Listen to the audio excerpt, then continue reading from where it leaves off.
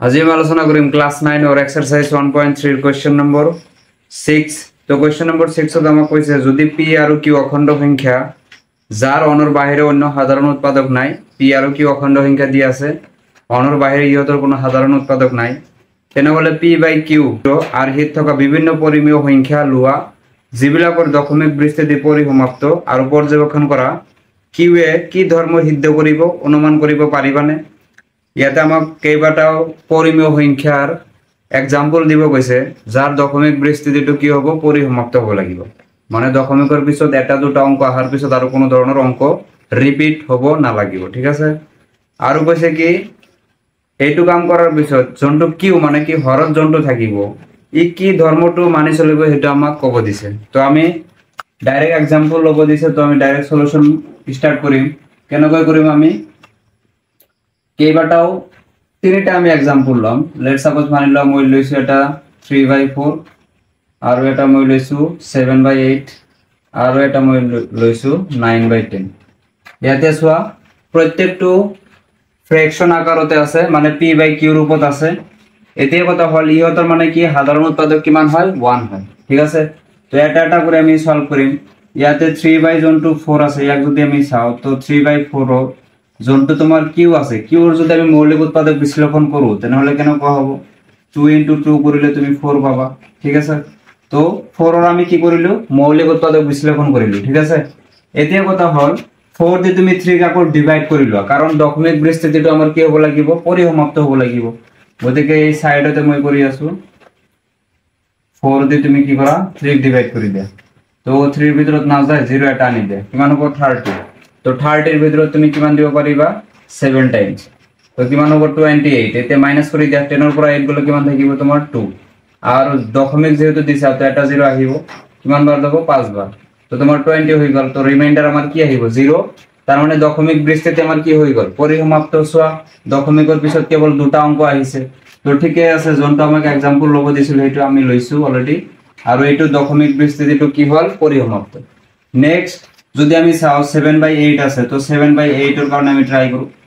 8 কত আছে তলত হরত আছে মানে কিউ, তো ইয়াক আমি কি করি মৌলিক উৎপাদক বিশ্লেষণ করে দিই।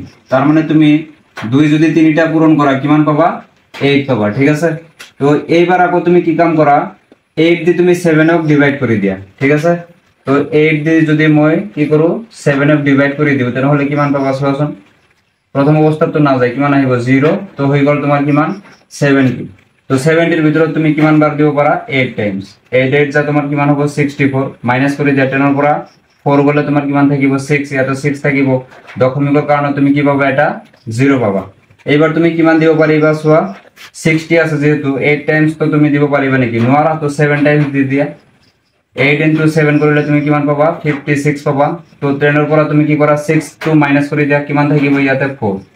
এতিয়া চোৱা ইয়াতে আকৌ 5 থাকিব, 1 যেহেতু তুমি ধাৰ লৈছিলা, তো দশমিকৰ কাৰণে এটা 0 দি দিয়া 40। তো কিমান বার যাব 5 টাইম যাব, তো তুমি কিমান পাবা 40। ইয়াতে রিমাইন্ডার তোমার কি আহিব 0। সোয়া দশমিক বৃস্তিটো আমার কি হৈছে পরিসমাপ্ত হৈছে। নিশ্চয় দশমিকৰ পিছত কেইটা অংক আহিছে মাত্ৰ 3টা, ইয়াৰ পিছত আৰু নাহিব। রিমাইন্ডার যেহেতু আমার কি আহিছে 0 আহিছে, তো এইটো আমার এটা হৈ গল। তো নিশ্চয় দেখা পাইছা। আৰু লাস্ট এটা আছে, এইটো তোমালোকে নিশ্চয় দেখা পাইছা কি কিউ যোনটো, তো কিউৰ ঠাইত তোমাৰ কি আছে একচুয়ালি 10 আছে না।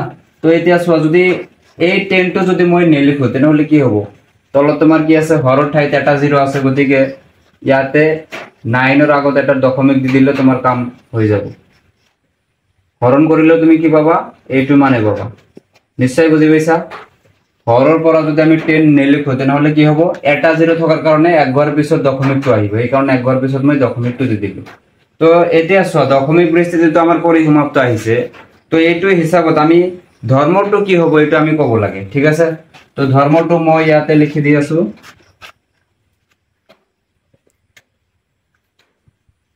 কিউৰ মৌলিক উৎপাদক, কিউৰ মৌলিক উৎপাদক 2 চোৱা 2 আছে প্ৰত্যেকতে। এইটো তুমি এটা স্টেপ কৰি লবা ইয়াতে, নহলে আকৌ এটা বস্তু মই ইয়াতে লিখিব লাগিব, তো তোমালোকে আকৌ ক'ব কি এইটো কৰ পৰা আহিল। 9/10 যদি আমি কি কৰব 10 যোনটো আছে ইয়াক যদি আমি মৌলিক উৎপাদক বিশ্লেষণ কৰো তেনেহলে কি পাম 2 * 5 কৰিলে আমি 10 পাম তো ইয়াৰ পৰা তুমি একচুয়ালি হেতু বস্তু আহিব তো ইয়াতে সোয়া ইয়াতে তোমাৰ কি আহিছে 5 এটা আহিছে তো 5 ৰ ঘাত থাকিব লাগিব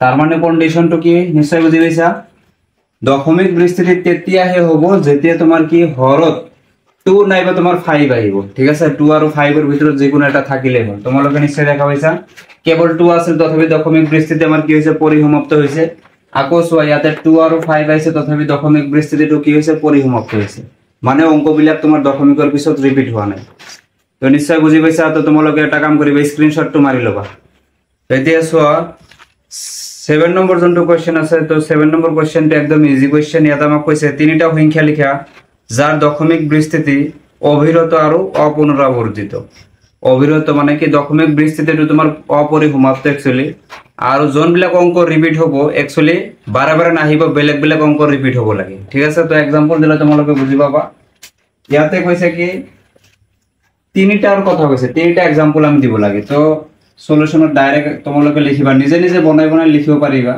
যেনেকুৱা মই লিখি আছো 0.01 তাৰ পিছত সোয়া আকৌ 001 আকৌ সোয়া 000 আকৌ 1 এনেকুৱা ইয়াতে সোয়া দশমিক বিস্তৃতিটো আমাৰ কি হোৱা নাই পৰিসমাপ্ত হোৱা নাই কিন্তু অংকবিলাক আমাৰ কিন্তু ৰিপিট হোৱা নাই বেলেগ বেলেগ আহি আছে এটা 0 তাৰ পিছত 1 আকৌ 00 দেখা পাইছে এটাৰ পিছত দুটা 0 আকৌ 1 আকৌ সোয়া তিনিটা 0 কাৰো লগত তাৰ মানে কি নাই মিল নাই গতিকে এইটো এটা আমাৰ কি হ'ব দশমিক বিস্তৃতিটো অপৰিসমাপ্ত আৰু অপুনৰাবৰ্তিত মানে বাৰে বাৰে অংকবিলাক ৰিপিট হোৱা নাই বেলেগ বেলেগ আহি আছে নেক্সট আকৌ তোমালোকে কি লিখিব পাৰা যেনেকুৱা 0 পইণ্ট মই লিখিলো 12 আকৌ লিখিলো 1 ঠিক আছে আকৌ 12 লিখা আকৌ 11 আকৌ 12 আকৌ লিখা তুমি 111 আকৌ 12 ডট ডট ডট দি দিয়া ইয়াতে সোয়া 1 আৰু 2 তুমি ভাবি আছা ৰিপিট হৈ আছে 1 আৰু 2 কিন্তু ইয়াতে 1 2 লক্ষ্য কৰা ইয়াতে এটা আছিল ইয়াতে দুটা আহি গল